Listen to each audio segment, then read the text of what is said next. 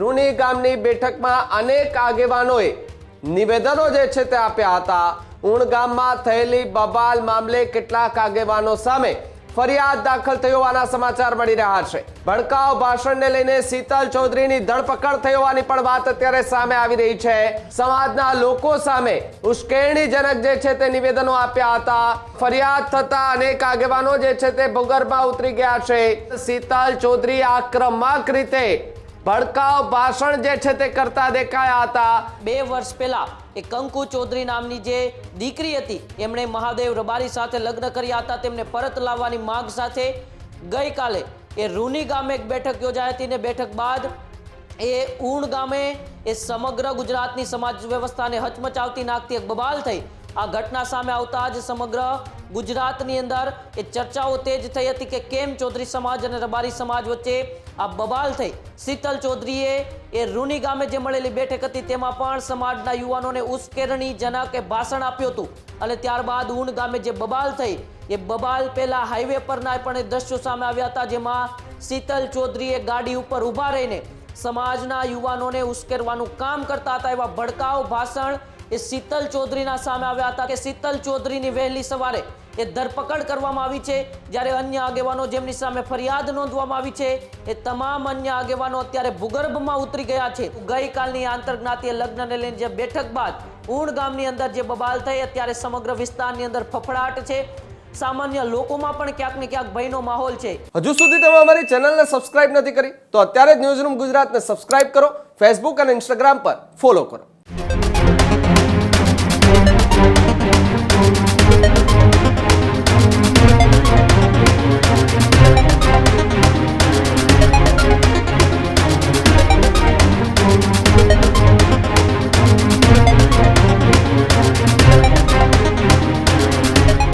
બનાસકાંઠાના ઉણ ગામે ગઈકાલે થયેલી બબાલ મામલે સૌથી મોટા સમાચાર અત્યારે મળી રહ્યા છે।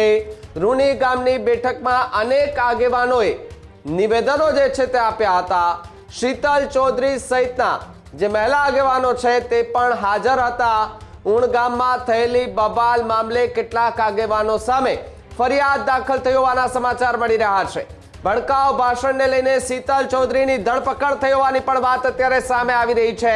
મંચ પરથી અને હાઈવે પરથી આપ્યા હતા અનેક નિવેદન। સમાજના લોકો સામે ઉશ્કેરણીજનક જે છે તે નિવેદનો આપ્યા હતા। શીતલ ચૌધરી સહિત અનેક આગેવાનો સામે પોલીસ ફરિયાદ દાખલ થઈ છે। ફરિયાદ થતા અનેક આગેવાનો જે છે તે ભૂગર્ભમાં ઉતરી ગયા છે। ચૌધરી સમાજની દીકરીને લેવા એ લોકો જે છે તે ઉણગામ ખાતે પહોંચ્યા હતા।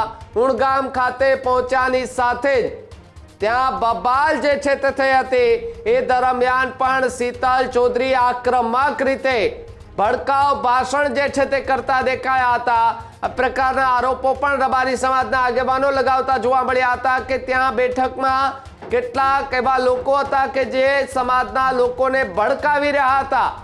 ભડકાઉ ભાષણ કરી અને સમાજને ઉશ્કેરવાના પ્રયાસ કરી રહ્યા હતા કે આવી ઘટના બને નહીં, પરંતુ છતાંય બની અને આને લઈ અને હવે ફરિયાદ જે છે તે દાખલ થઈ છે। ખજારના ટોળા સામે પણ એ ફરિયાદ દાખલ થઈ છે।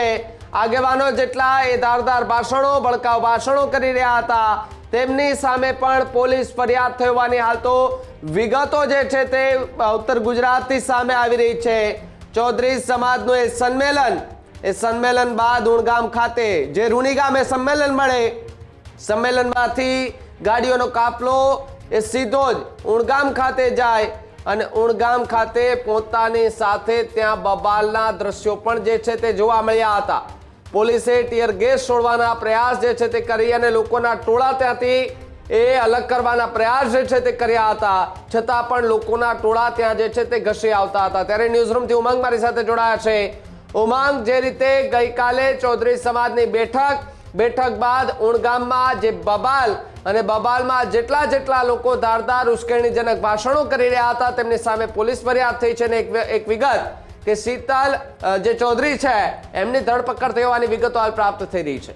જી બિલકુલ ભાવિક, વાત કરવામાં આવે તો છેલ્લા 3-4 મહિનાથી ગુજરાતની અંદર આંતરજ્ઞાતીય લગ્નનો જે મામલો છે એ ખૂબ ચર્ચામાં છે અને ઉત્તર ગુજરાતની અંદર કિંજલ રબારીના ઘરે પરત આવ્યા બાદ ચૌધરી સમાજ પણ મેદાને આવ્યો હતો કે તેમની એ 2 વર્ષ પહેલા એ કંકુ ચૌધરી નામની જે દીકરી હતી એમણે મહાદેવ રબારી સાથે લગ્ન કર્યા હતા. તેમને પરત લાવવાની માંગ સાથે ગઈકાલે એ રૂની ગામે એક બેઠક યોજાઈ હતી ને બેઠક બાદ એ ઊણ ગામે એ સમગ્ર ગુજરાતની સમાજ વ્યવસ્થાને હચમચાવતી નાખતી એક બબાલ થઈ, જેમાં 2 સમાજ આમને સામને આવી ગયા. મોટી સંખ્યાની અંદર ગાડીઓની એ તોડફોડ થઈ, ટોળાઓ એ રસ્તા ઉપર ઉતરી આવ્યા અને 2 જિલ્લાની પોલીસના કાફલાને ત્યાં ઘટના સ્થળે પહોંચવું પડ્યું ને સમગ્ર મામલાને થાળે પાડવા એ કાર્યવાહી કરવી પડી.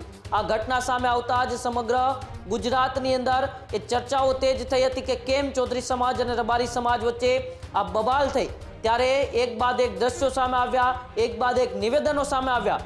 તેમાં જે રૂની ગામે ચૌધરી સમાજની મહાબેઠક મળી હતી, બેઠકની અંદર પણ અમુક આગેવાનોએ ભડકાઉ ભાષણ કર્યા હતા અને તેમાં સૌથી મોખરે નામ હતું શીતલ ચૌધરી.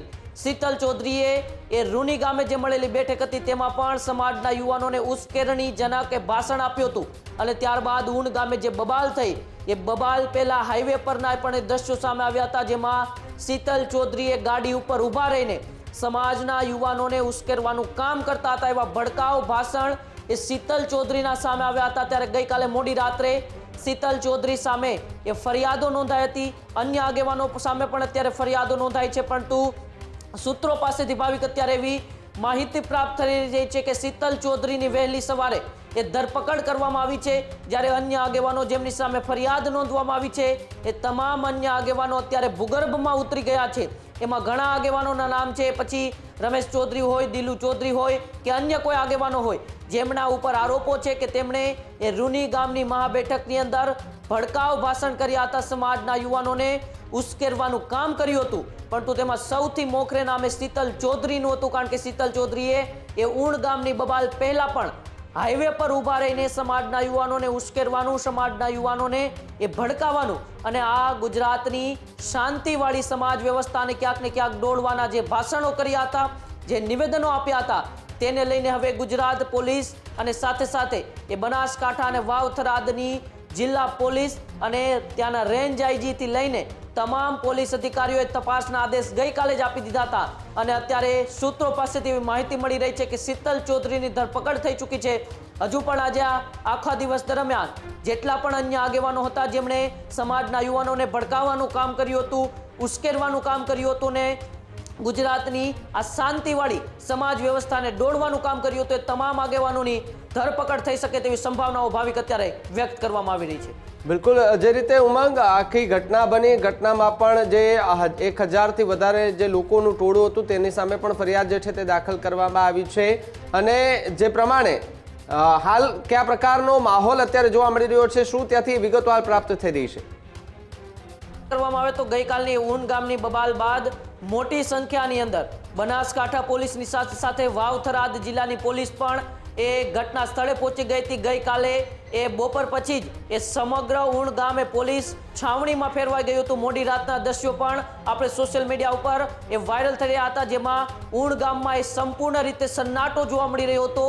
જેવી રીતે ભૂતકાળમાં ક્યારેય પણ ઊણ ગામની આવી રીતે શાંતિ દોડવાઈ નહીં હોય, આટલી મોટી સંખ્યાની અંદર એ ગામની અંદર ક્યારેય પોલીસ પણ નહીં ગઈ હોય, પરંતુ ગઈકાલની જે ઘટના હતી તેમણે સમગ્ર ગુજરાતની એ સમાજ વ્યવસ્થાને તો હચમચાવી નાખી. આ સમાજ વ્યવસ્થા માટે ખૂબ એ શરમજનક કિસ્સો કહેવાય, કારણ કે આપણે એ ભારતની એકતાની વાત કરતા હોય છે, એક સમાજ શ્રેષ્ઠ સમાજની વાત કરતા હોય છે, પરંતુ ગઈકાલની આંતરજ્ઞાતીય લગ્નને લઈને જે બેઠક બાદ ઊણ ગામની અંદર જે બબાલ થઈ, અત્યારે સમગ્ર વિસ્તારની અંદર ફફડાટ છે. સામાન્ય લોકોમાં પણ ક્યાંક ને ક્યાંક ભયનો માહોલ છે.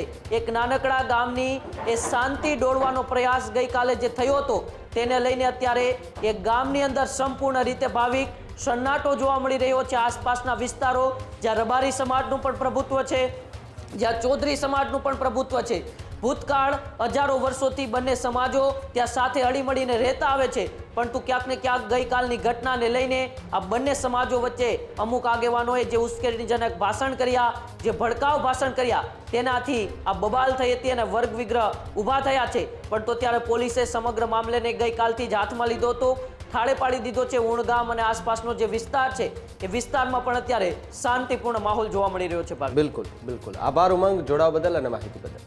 ત્યારે જ ન્યૂઝરૂમ ગુજરાતની યુટ્યુબ ચેનલને સબસ્ક્રાઇબ કરો અને ઇન્સ્ટાગ્રામ અને ફેસબુક પર ફોલો કરો. અપડેટ રહો, સત્યની સાથે રહો.